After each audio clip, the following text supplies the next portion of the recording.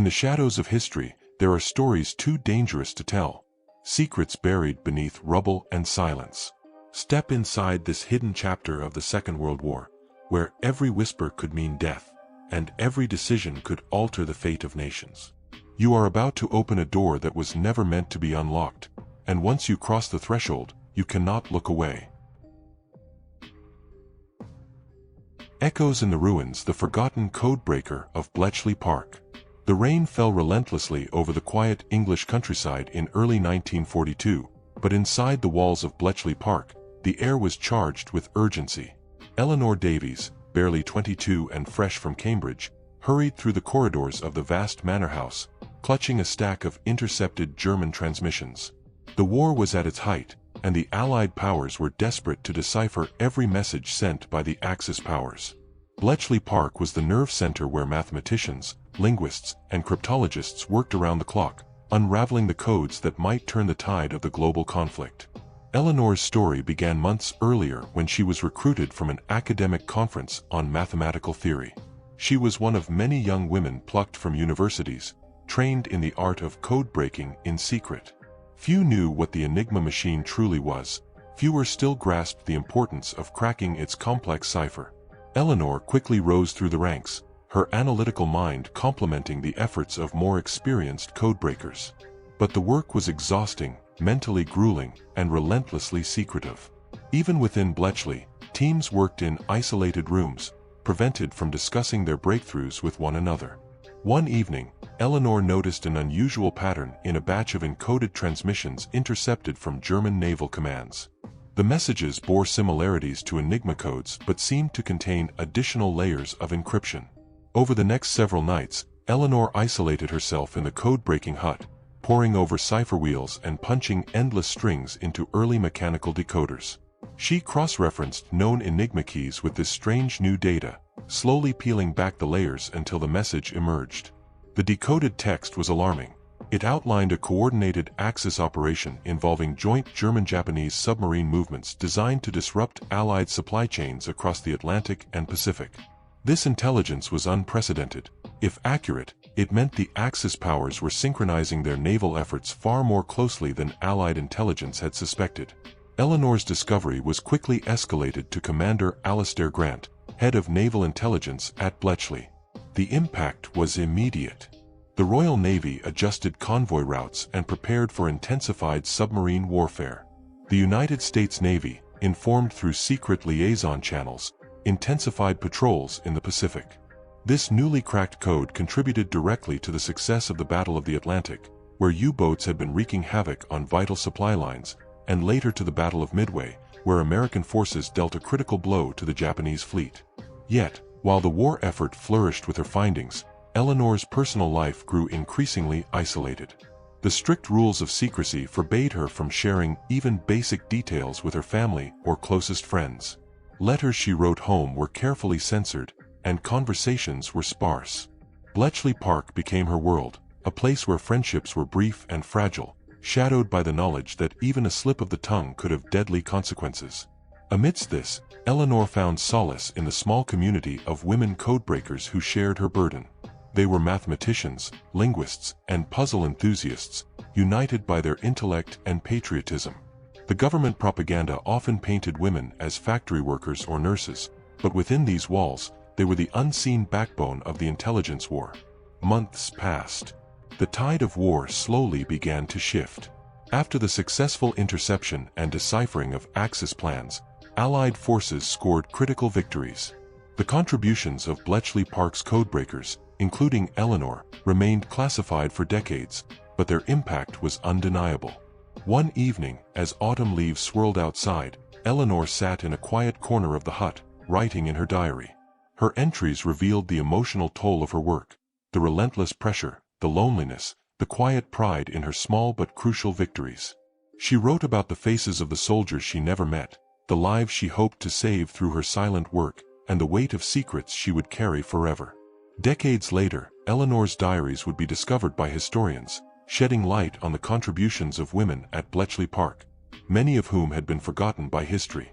The story of the forgotten codebreaker became a symbol of the countless unsung heroes of World War II whose intellect and courage altered the course of the global conflict. Through Eleanor's journey, the documentary reveals not only the intricate art of codebreaking and the critical role of intelligence in wartime strategy, but also the profound human cost of secrecy and sacrifice. As the war drew to a close and news of VE Day spread, Eleanor felt both relief and an ache of loss. The invisible battle she fought had helped secure victory, yet the world would not know the full story for many years to come. The echoes in the ruins of war lingered long after the guns fell silent. Eleanor Davies's story stands as a testament to the hidden war fought in the shadows, a war of minds that proved just as vital as the battles fought on the beaches, in the skies, and on the front lines. Ghosts of Stalingrad, the Partisan's Tale. The winter of 1942 bit deep into the bones of Stalingrad. The Volga River lay frozen under a crust of ice, its once busy banks now a battlefield of snow, blood, and shattered stone. Ivan Petrov was only 19 when the German siege tightened around the city. Before the war, he had been a farm boy from a small village in the Don region, working the fields with his father and listening to his mother's folk songs at night. When the Wehrmacht came, everything changed in a matter of days. Ivan's village was caught between advancing German units and retreating Soviet forces. His father was executed for refusing to hand over livestock to the invaders, and his mother was taken away in a truck that never returned. Alone and furious, Ivan fled into the forests with a hunting rifle and a determination that hardened with each step. It was there he encountered a band of partisans, men and women of all ages who refused to bow to Nazi occupation. They fought not for orders but for survival and revenge. Under the leadership of an older miner named Borodin, the partisans operated in the shadows, striking quickly and disappearing into the wilderness. Their missions were perilous: cutting telephone lines, sabotaging rail tracks, planting explosives beneath bridges used by German supply trains. Every act of destruction forced the enemy to divert troops and resources, buying precious time for the Soviet forces defending Stalingrad. Ivan learned quickly. His sharp eyes and steady hands made him an exceptional marksman. In one mission, he lay motionless in the snow for hours, waiting for a German officer to step into his line of sight. A single shot echoed, and the officer collapsed. The partisans melted back into the trees before the German patrols could respond. It was small victories like these that sustained their morale during the harsh months. One bitter night, while hiding in an abandoned farmhouse, the partisans received unexpected news. A British pilot had been shot down deep behind enemy lines. The man had been carrying intelligence on German troop movements, and if captured, it could cost countless lives. The mission to retrieve him fell to Ivan and 2 others. They tracked the pilot's location to a barn on the edge of a German-controlled village. Under the cover of a blizzard, they crept through the snow, dispatching a sentry with a silent knife before slipping inside. The pilot, half frozen and badly injured, was surprised to see Soviet fighters rescuing him. "Didn't think I'd see the sun again," he whispered in broken Russian. They carried him through the night, evading patrols, until they reached a safe house in the forest. The rescue forged an unlikely friendship between Ivan and the foreigner, who introduced himself as Flight Lieutenant Andrew Calloway of the Royal Air Force. Andrew stayed with the partisans for weeks, recovering from his wounds, sharing stories of the war in North Africa and the Battle of Britain. For Ivan, it was a rare glimpse of a world beyond the frozen front. As the siege of Stalingrad reached its most brutal phase, the partisans intensified their efforts. German troops faced not only the Red Army's relentless counterattacks but also the constant harassment from guerrilla fighters. Food was scarce, ammunition scarcer still, but the will to fight never faltered. In one operation, Ivan's unit destroyed a critical fuel depot, leaving German tanks stranded in the snow. In another, they ambushed a supply convoy, capturing weapons and medical supplies. The turning point came in February 1943 when the encircled German 6th Army surrendered. For the first time in months, Ivan allowed himself a moment of hope. But victory brought no peace. The partisans now faced the dangerous task of clearing the remnants of enemy forces from the countryside. Mines littered the roads, and sniper fire still claimed lives daily. Andrew, now strong enough to travel, prepare to leave with a Soviet liaison bound for Moscow. Before departing, he clasped Ivan's hand and pressed a small, worn compass into his palm. "For when you need to find your way," he said. It was the first gift Ivan had received since the war began. In the years that followed, Ivan rarely spoke of his time as a partisan. He returned to his village, rebuilt what he could, and lived a quiet life. But on winter nights, when the wind howled through the trees, he could still see the faces of his comrades in the flicker of the firelight. Borodin with his deep laugh, the sharp-eyed sniper Yelena, the quiet strength of men and women who had fought not for medals but for the right to call their land their own. The documentary reconstructing Ivan's life blends survivor interviews, declassified Soviet reports, and dramatized reenactments of the missions that kept the German war machine off balance. It reveals the hidden war behind the front lines, where courage was measured not by orders followed, but by the will to endure and resist. Stalingrad was the great turning point of the Eastern Front, but without men like Ivan Petrov and his band of partisans, the Red Army's victory might have been far costlier. In the end, the story is not just about battles fought in the snow and shadows. It is about resilience, the unbreakable thread that connects those who refused to yield to tyranny. Ivan Petrov may have been one among thousands, but his fight, like theirs, was a ghost that haunted the enemy and a flame that burned in the heart of his homeland. Island Inferno: The Last Days of Iwo Jima. The volcanic sands of Iwo Jima burned under the Pacific sun even in February 1945. For the men of the United States Marine Corps, stepping onto that black beach was like walking into hell itself. The island was a fortress, every cave, ridge, and tunnel occupied by soldiers of the Imperial Japanese Army determined to fight to the death. Among the thousands landing in the first waves was Lieutenant Samuel "Sam" Turner, a 26-year-old officer from Ohio whose unit had been blooded at Guadalcanal and Tarawa. Iwo Jima was meant to be his final campaign before returning home. Unseen beneath the surface, deep inside the labyrinth of tunnels carved into the island's volcanic rock, Captain Hiroshi Tanaka prepared his men for the inevitable. A veteran of battles in China and the Philippines, Tanaka had been ordered by General Kurobayashi to hold Iwo Jima at all costs. Supplies were limited, and reinforcements were impossible, but honor and duty bound them to resist until the last man fell. Tanaka's troops knew they would not leave the island alive. The battle began with an intense naval bombardment that shook the very earth. Sam's landing craft pitched in the surf as shells roared overhead, pounding Mount Suribachi. But the Japanese had learned to endure such barrages, hunkering deep in fortified positions until the shelling ceased. When the Marines rushed the beach, the silence shattered into a storm of machine gun fire and mortar explosions. Men fell in heaps, the black sand offering no cover. Sam shouted orders over the chaos, dragging wounded comrades behind the scant shelter of steel obstacles. 4 days, progress was measured in yards. The Japanese defense was unlike anything the Marines had faced before. No mass charges, only carefully coordinated ambushes from hidden positions. Each cave was a trap, each ridge a killing ground. Sam's platoon fought relentlessly, using flamethrowers and grenades to clear one position after another.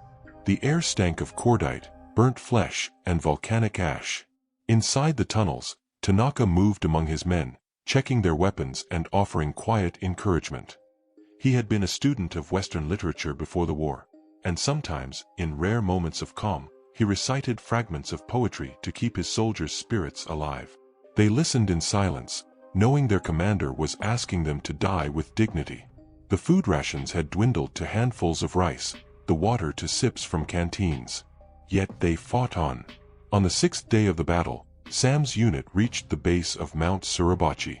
The fighting was fierce, the defenders entrenched in interconnected bunkers. When the mountain was finally secured, Sam watched from a distance as a small group of Marines raised the American flag. The moment stirred a mixture of pride and exhaustion in him. It was a symbol of hope, but the battle for the rest of the island had only just begun. Weeks dragged into a blur of blood and smoke. Tanaka's command dwindled with each passing day, the dead lying where they fell in the tunnels. Disease began to spread in the dark, damp air. Still, they refused to surrender. Tanaka himself was wounded by shrapnel but continued to lead, crawling through the narrow passages to rally his remaining men. In a rare twist of fate, Sam and Tanaka came face to face in the final days of the battle. It happened in the ruins of a bunker complex near the northern end of the island. Sam's platoon was clearing the last pockets of resistance when they cornered a group of Japanese soldiers. Most had fallen, but Tanaka, bleeding from a chest wound, stood defiantly with his sword in hand. Instead of charging, he lowered the blade and spoke in halting English. "Do your duty, Marine." Sam, unable to bring himself to kill the unarmed man, ordered his medics to treat him. Tanaka did not survive the night. He died quietly under a starlit sky, his sword laid beside him. Sam kept the sword after the war, not as a trophy, but as a reminder of the man who had fought with honor on the other side of the battlefield. The cost of Iwo Jima was staggering. Nearly 7,000 American dead and over 20,000 Japanese defenders killed. The island was secured, providing a critical base for bomber operations against Japan, but the victory came at a terrible price. For Sam, the memories of those weeks never faded. The screams of the wounded, the smell of the burning caves, the sight of young men falling on alien soil. Years later, when Sam was an old man, he donated Tanaka's sword to a museum. Alongside it, he left a note: "We both fought for our countries. We both left friends behind. May this sword stand for respect between warriors, even in the midst of war." The documentary recounting the Battle of Iwo Jima blends combat footage, eyewitness accounts, and personal letters from both sides. It paints a picture not just of a military victory, but of the shared humanity buried beneath the uniform. Through Sam and Tanaka's intertwined fates, the story reminds us that even in the fiercest infernos of war, respect can bridge the unlikeliest of divides. Whispers of the Resistance, the Women of the French Underground. Paris, 1943. The City of Lights was dimmed under the oppressive shadow of Nazi occupation. German soldiers patrolled the boulevards, propaganda posters plastered the walls, and whispers of dissent carried through the narrow streets. Beneath the surface, an invisible war raged, a war fought not just by soldiers, but by civilians, many of them women who risked everything for the freedom of their country. Among them were Marie Fournier, Claudette Lefebvre, and Jean Moreau, three women from vastly different backgrounds, united by a shared determination to resist. Marie was a nurse in a small clinic near Montparnasse. Her father had fought in the First World War, and she had grown up with stories of sacrifice and patriotism. When the Nazis arrived, she used her medical skills to aid downed Allied pilots and injured members of the French resistance, slipping them out of the city under the cover of night.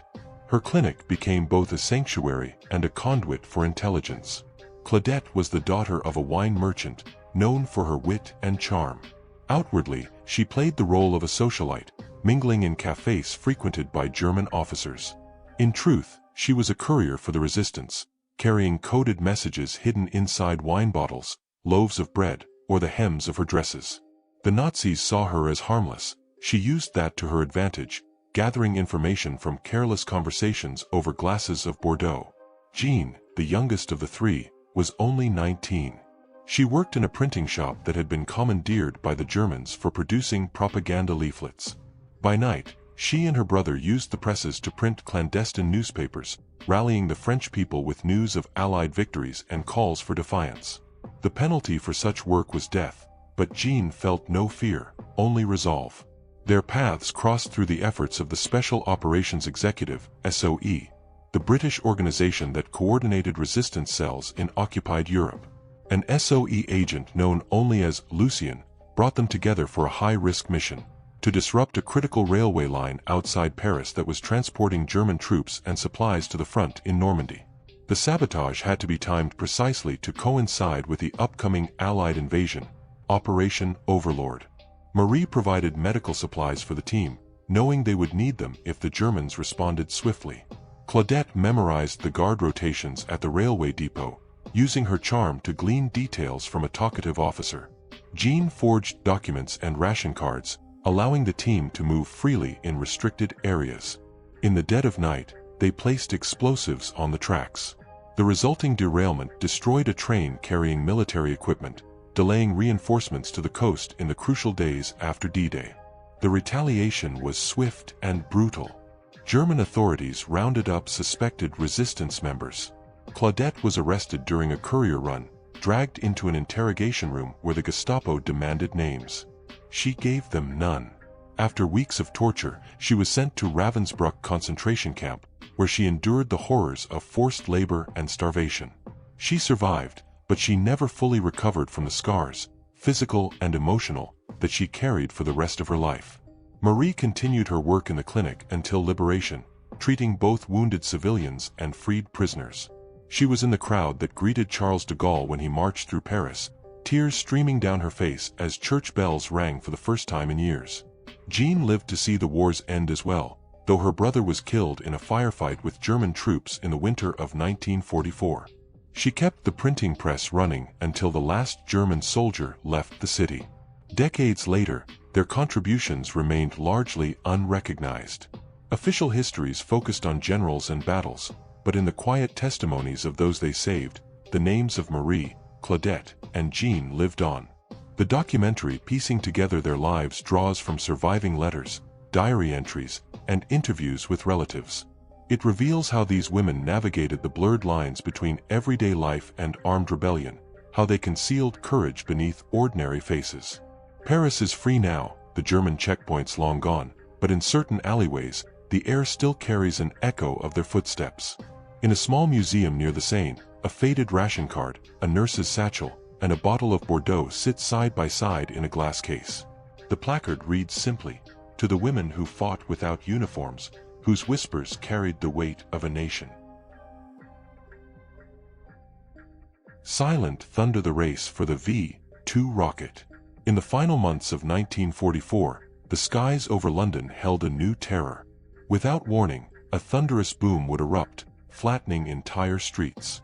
There was no siren, no time to run, only the sound of destruction. These were the V-2 rockets, the world's first long-range ballistic missiles, unleashed by Nazi Germany in a desperate bid to turn the tide of war. Hidden behind their creation was Dr. Klaus Weber, a gifted yet conflicted rocket scientist working at the Piedmont Army Research Center. Klaus had been a promising engineer before the war, fascinated by rocketry as a pathway to space exploration. But under the Third Reich, his dreams had been weaponized. The V-2 was not built to explore the stars, it was built to kill. As the Allies closed in on Germany from all sides, Klaus faced a dilemma. Remain loyal to the regime that had given him resources but twisted his work, or sabotage his own creation to prevent further civilian slaughter. The Allies knew about the rockets but struggled to pinpoint the launch sites. The Special Operations Executive, SOE, and the American Office of Strategic Services, OSS, launched a joint mission: capture or eliminate key German scientists before the Soviets could reach them. Intelligence reports suggested that Klaus Weber, unlike others in the program, might be willing to defect. A team of agents, led by OSS operative Captain Daniel Hayes, parachuted into German territory with orders to find him. At Piedmont, Klaus walked a dangerous line. He had begun to subtly alter calculations and adjust fuel mixtures, causing minor malfunctions in some of the rockets. Too much sabotage would be noticed, too little, and more innocents would die. He kept his head down, aware that the SS officers overseeing the program had no tolerance for failure. The roar of test launches echoed across the Baltic coast, each one a reminder of what his work had become. Captain Hayes and his team infiltrated a nearby village, using forged documents to pose as Wehrmacht supply officers. Through an underground network of anti-Nazi Germans, they learned that Klaus visited a small church each Sunday, not for worship, but to meet secretly with a priest who opposed the regime. The agents waited for their chance. One cold evening in January 1945, the agents intercepted Klaus as he left the church. They spoke in hushed tones, offering him safe passage in exchange for his cooperation. Klaus hesitated. Defection meant betraying colleagues and possibly condemning his family to retribution. But the thought of more cities leveled by his rockets weighed heavier than fear. He agreed, on one condition: they must also take his research notes, to ensure the weapon could not be perfected again. The escape was perilous. SS patrols were tightening their grip on the region, hunting both spies and deserters. Klaus smuggled his notes in a false-bottomed suitcase, while Hayes's team arranged for extraction via a disguised fishing boat bound for Sweden. At the harbor, gunfire erupted. German troops had been tipped off. In the chaos, one of the agents was killed, but Hayes, Klaus, and the others managed to slip away under the cover of darkness. By the time Klaus reached Allied territory, Germany was collapsing. His information proved invaluable, not only revealing the intricacies of the V2 program but also identifying other scientists worth capturing. This intelligence fed directly into Operation Paperclip, the secret U.S. program to recruit German engineers for post-war research. The war in Europe ended in May 1945, but the race for rocket technology had only begun. The Soviet Union, too, captured its share of engineers and equipment, setting the stage for the Cold War's space and missile competition. Klaus, granted asylum in the United States, worked for years on space exploration projects. Yet he was haunted by the knowledge that his inventions had first been used to destroy. The documentary about Klaus Weber weaves together Allied intelligence files, declassified OSS reports, and rare footage from Piemont. It portrays the moral tightrope walked by scientists in wartime, men and women whose genius could either advance humanity or annihilate it, depending on who held power.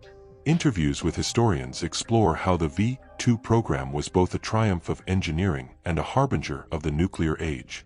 In a closing scene, the camera lingers on Klaus's handwritten formula sheets, preserved in an archive. His notes on propulsion and trajectory are immaculate, the work of a man who once dreamed of reaching the stars. A voiceover reads from a letter he wrote late in life. *, we were building the future. We just didn't realize we were aiming it at ourselves.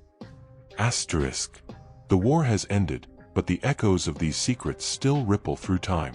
In the quiet, they wait, unchanged, unrepentant, and unresolved. What you've heard is only a fragment. The rest remains locked in shadows, where truth and horror intertwine. And if you dare to keep looking, you may find that some doors should never have been opened at all.